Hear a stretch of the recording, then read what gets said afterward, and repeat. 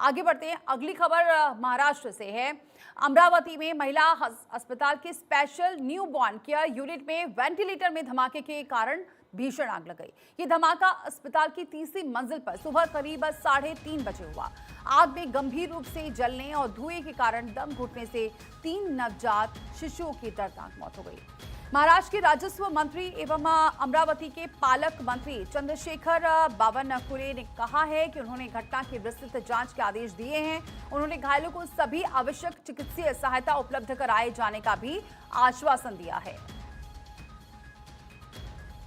तो घटना के समय वार्ड में कुल 39 नवजात शिशु मौजूद थे। ड्यूटी पर मौजूद डॉक्टर और नर्स और अस्पताल के कर्मचारियों ने उपकरण हटाए। बाकी नवजात शिशुओं को आगे से सुरक्षित बाहर निकाला है।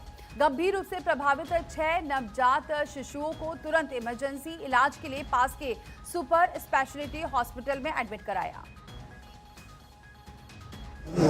अगर आग लगती भी है तो उसकी जो व्यवस्था रहती है, स्प्रिंकलर चालू होना चाहिए था इमीडिएट, और ऊपर से वेंटिलेटर ब्लास्ट होता है जब भी, तो ये क्यों कैसे हुआ अभी तो ये टेक्निकली जब भी इंक्वायरी होंगी तो उसमें पता लगेगा, और कोई दोषी मिला तो उसको छोड़ा नहीं जाएगा, इतना पक्का है। क्योंकि एक माँ के नाते मैं ये बोल सकती हूँ कि 9 महीने गर्भ में रखने के बाद अगर बच्चे के साथ में ऐसी दुर्घटना होती है तो उस माँ को और उस परिवार को पता है कि उसका क्या दुख क्या होता है करके।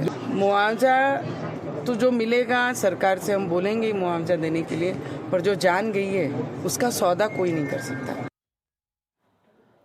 तो इस घटना से अमरावती शहर सहित पूरे जिले में हड़कंप मच गया है।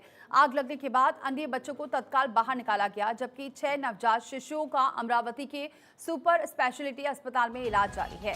बीजेपी नेता नवनीत राणा ने घटना को लेकर अस्पताल की अग्नि सुरक्षा व्यवस्था पर गंभीर सवाल उठाए हैं। घटनास्थल का दौरा करने जाते समय नवनीत राणा ने कहा कि यदि अस्पताल का फायर ऑडिट हुआ था तो आग लगने के कारण स्प्रिंकलर सिस्टम क्यों नहीं चला। उन्होंने ये भी सवाल उठाया कि स्प्रिंकलर का परीक्षण कितनी बार किया गया है।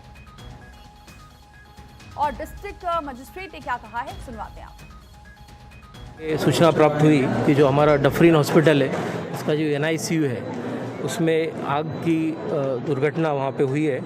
और अत्यंत खेद के साथ मैं ये कहना चाहता हूँ कि इसमें 3 हमारे बच्चों की उसमें मौत हुई है। तो कुल मिला के 39 बच्चे यहाँ पे एडमिट थे और 3 बच्चों की अनफॉर्चुनेटली उसमें डेथ हुई है। बाकी जो 36 बच्चे हमारे हैं उनको हमने विभिन्न अस्पतालों में भर्ती करवाया गया है। और सत्यप्रकाश सोनी हमारे सहयोगी इस खबर पर फोन लाइन पर जुड़ चुके हैं। सत्यप्रकाश, क्या स्थिति है अभी वहां बच्चों की, और दूसरी बात क्या जानकारी और मिल रही है, कैसे ये विस्फोट हुआ वेंटिलेटर पर, कुछ और जानकारी मिल पाई है? बिल्कुल, देखिए अमरावती के उस शहर में अचानक देर रात मातम पसर गया जब ICU में वेंटिलेटर ब्लास्ट होता है और वहां मौजूद करीब 39 बच्चों में से 3 बच्चों की मौत हो जाती है।